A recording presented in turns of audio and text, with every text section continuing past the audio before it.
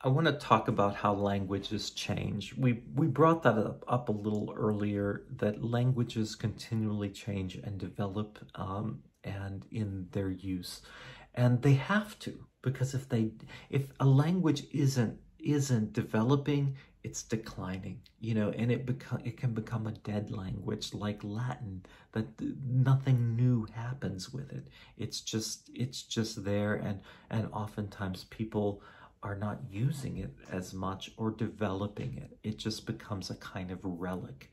Our language is not a relic. It is constantly developing, and that's why we get new words all the time. I like to tell this example because there's a word that originally I didn't like. The word proactive. Oh my gosh, proactive.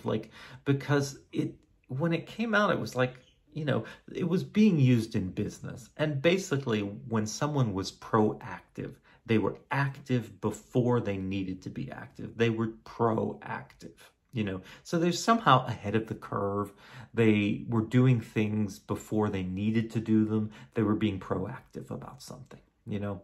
And boy, when I first heard it, I just thought, what a strange word to use, proactive. Why can't you just say that this, it's cutting edge, or I just thought there's other ways of saying this, but what was, and I would even argue with people, and I would say when they would use the word proactive, I'd say, that's not a word. It's not in the dictionary, so I don't quite like it. Eventually, proactive got put in the dictionary, so I had to sort of swallow those words. And now I even use it because we've used it enough that I somehow have found a way to say, yeah, okay, I can see how someone is ahead of their time, with that they're active before they're active. They're proactive. So we will use that word. So it's fascinating. There's other words that develop also. The word bromance, which is a combination of brother and romance. So if two men have a kind of bromance, what they have is they have a kind of relationship with one another that's close, that's atypical of what we think of as classic male behavior. Yeah. There's other words like cougar. Cougar is a cat, but also sometimes we can use the word cougar to talk about an older woman who likes younger and who is infatuated and chases younger men. That is a cougar. There's other words that come from the internet and from Facebook places, like to unfriend someone. That was, when I first heard that, I was like, that's, what a strange, like, I'm unfriending you,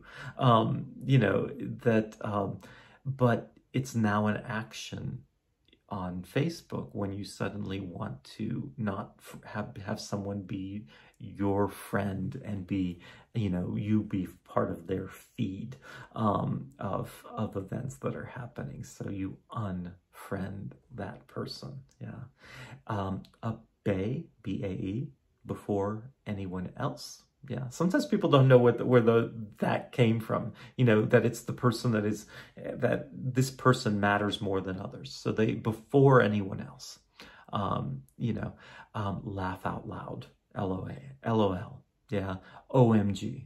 So it kind of things that these come out of texting, like, oh my God, but I don't have to type the whole words. I can just type OMG, there's other ones. I laugh out loud. I sometimes think that's a funny one because I think laugh aloud sounds better to me, but no one's writing LA because we would probably confuse it with Los Angeles, so LA, but LOL. Everyone knows what LOL is, too.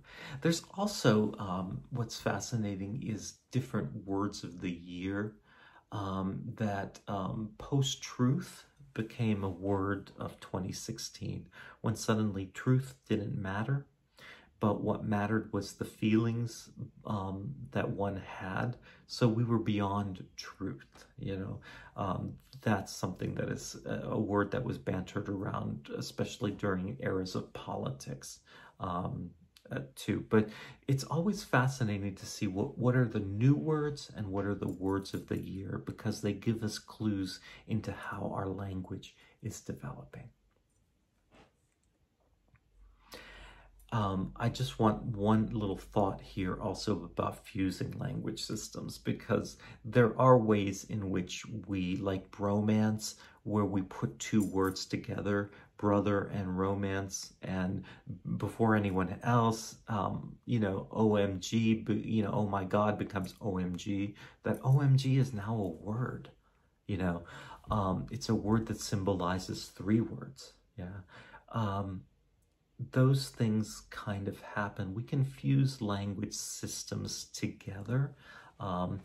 In my travels to Korea, I was fascinated by suddenly there'd be all this Korean and then there'd be the word sexy. And I asked somebody about it. They said, oh, that's Konglish. That's when we use Korean and English and we put them together. We'll just accept that word because we like the English word more than the Korean word that could possibly mean sexy. That sexy becomes a thing. So different words will get fused into other languages and get used in that way. Ultimately, people sometimes wonder about art systems. Can we fuse ballet and modern dance? And we can say, and jazz dance, and we can say, yeah, that's probably where we got contemporary dance. It's a kind of fusing of these things. But sometimes we can see those original language systems, that ballet is such a strong language that there's a level when we look at a picture even like this, someone would say, oh, that's a ballet dancer. We just kind of know it by the shape of the legs and the training. We just kind of, even though it's not a classical ballet shape, we see it as a language of ballet. Anyways, I don't have an answer to you about how do we fuse language systems together, but there's ways that languages do fuse, but there's also, I think, sometimes limits for how much we can put something together before we lose the original thing. And that's something that we encounter with work all the time.